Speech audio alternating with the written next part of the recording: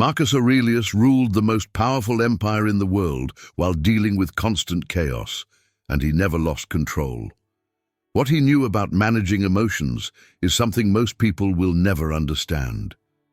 Imagine being responsible for millions of people dealing with wars, plagues, betrayals, and personal tragedies, all while everyone expects you to make perfect decisions. That was Marcus Aurelius's life. And somehow he managed to stay calm, rational, and in control through all of it. Not because he was superhuman, but because he understood something about emotions that most people completely miss.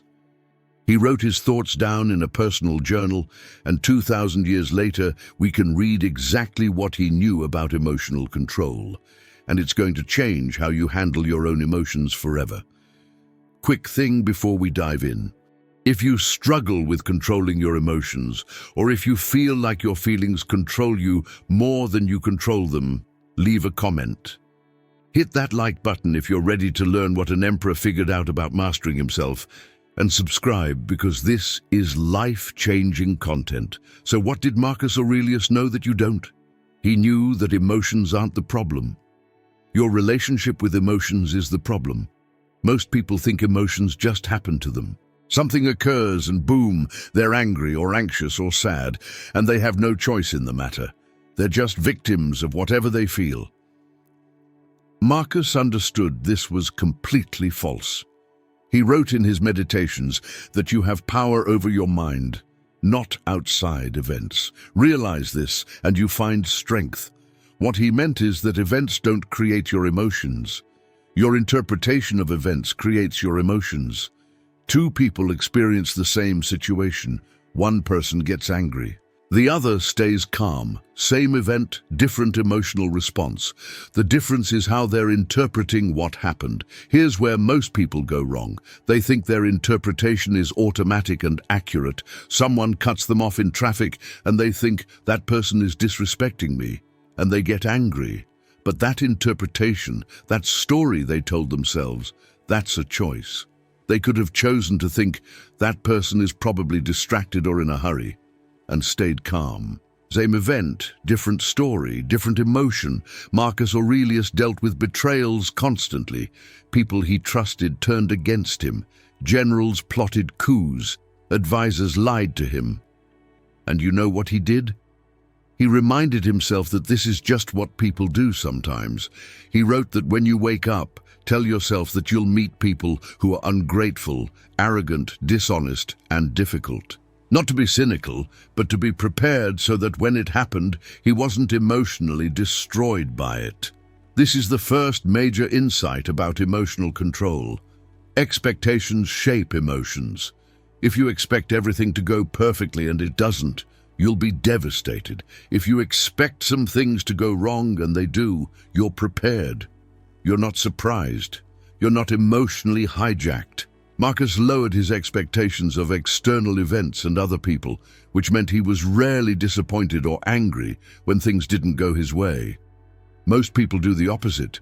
They expect the best and then fall apart when reality doesn't match their expectations. They expect people to be reliable and get hurt when they're not. They expect life to be fair and get angry when it isn't. They're setting themselves up for constant emotional turmoil by maintaining unrealistic expectations about how the world works. Here's another thing Marcus understood. Emotions are temporary if you don't feed them. He wrote about how anger and anxiety and sadness arise naturally, but they only stick around if you keep thinking the thoughts that created them. If someone insults you and you keep replaying it in your mind, adding your own commentary about how unfair it is and how terrible that person is, your anger grows. But if you notice the anger, acknowledge it, and then redirect your thoughts to something else, it fades. This is what he meant when he said that things don't touch the soul. Events happen externally. They only affect you internally if you grant them that power through your continued attention and interpretation. Most people don't realize they're feeding their negative emotions through rumination. They think they're just feeling their feelings, but really, they're actively making those feelings stronger and longer lasting. Let me give you a practical example from Marcus's life. His son, Commodus, was a massive disappointment. This kid was supposed to be his successor, but he was cruel, unstable, and everything Marcus wasn't. Imagine how much emotional pain that caused. Your own son becoming a tyrant. But Marcus didn't let that pain control him. He continued doing his duty as emperor. He continued making rational decisions. He felt the pain but didn't let it dictate his actions. That's the key distinction. Emotional control doesn't mean not feeling emotions. It means feeling them without being controlled by them. Marcus felt grief when his children died. He felt frustration when people betrayed him. He felt anxiety about the wars and plagues threatening Rome. But he didn't let those feelings make his decisions for him. He observed the emotions, acknowledged them, and then did what needed to be done anyway. This is where most people fail at emotional control. They think it means suppressing feelings or pretending they don't exist. So they bottle everything up until they explode. Or they think emotional control means being cold and detached. But that's not what Marcus practiced. He allowed himself to feel everything. He just didn't allow those feelings to control his behavior. Marcus had a practice he used constantly. When something triggered an emotional response, he would pause and examine his thoughts. He'd ask himself questions. Is this interpretation accurate? Am I making assumptions? Is this worth my emotional energy? Will this matter in 5 years? Is my reaction proportional to what actually happened? This gap between stimulus and response, this moment of examination, that's where emotional control lives. Let's talk about anger specifically because Marcus wrote about it extensively. He knew anger was one of the most destructive emotions, and yet it was constantly provoked by the people around him. So he developed strategies. First, he reminded himself that people act according to their nature and circumstances. When someone did something that seemed wrong or stupid, he'd remember that from their perspective, they thought they were doing the right thing. This doesn't excuse their behavior, but it removes the personal sting that creates anger. Second, he practiced seeing himself in others. He'd remember times he made mistakes or acted poorly. This created empathy and reduced the righteous anger that comes from thinking you're better than the person who wronged you. He wrote that we're all working together like parts of a body. When one part is sick, you don't get angry at it. You help heal it. He tried to see people this way even when they frustrated him. Third, he focused on what he could control. He couldn't control that someone betrayed him, but he could control his response. He could remove them from a position of power. He could learn from the experience. He could move forward without carrying resentment. Resentment is just anger you're choosing to hold on to. Marcus knew that holding on to anger is like drinking poison and expecting the other person to die. Here's another crucial insight Marcus had about emotional control. Your emotions reveal your values. If you get angry about small inconveniences, it reveals you value comfort and convenience too highly. If you get anxious about what people think, it reveals you value external approval too much. If you get jealous of others' success, it reveals you've tied your worth to comparison and status. Marcus used his emotional reactions as diagnostic tools. When he felt a strong emotion, he'd examine it to understand what value or belief was being triggered. Then he'd evaluate whether that value was actually important or if it was something he needed to work on. This turned emotions from problems into information. Most people just react to their emotions. Marcus investigated his to understand himself better. Let me tell you about how he handled anxiety. As emperor, he had legitimate reasons to be anxious. Military threats, economic problems, political instability. Any day could bring news of a disaster he'd have to handle. But he didn't let that constant possibility paralyze him with worry. He reminded himself that he could only deal with what was actually in front of him right now.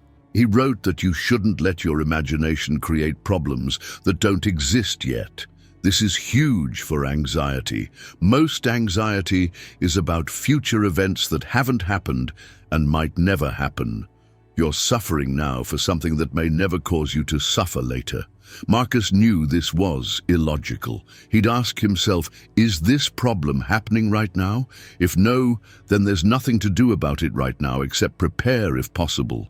If yes, then worrying doesn't help. Taking action does.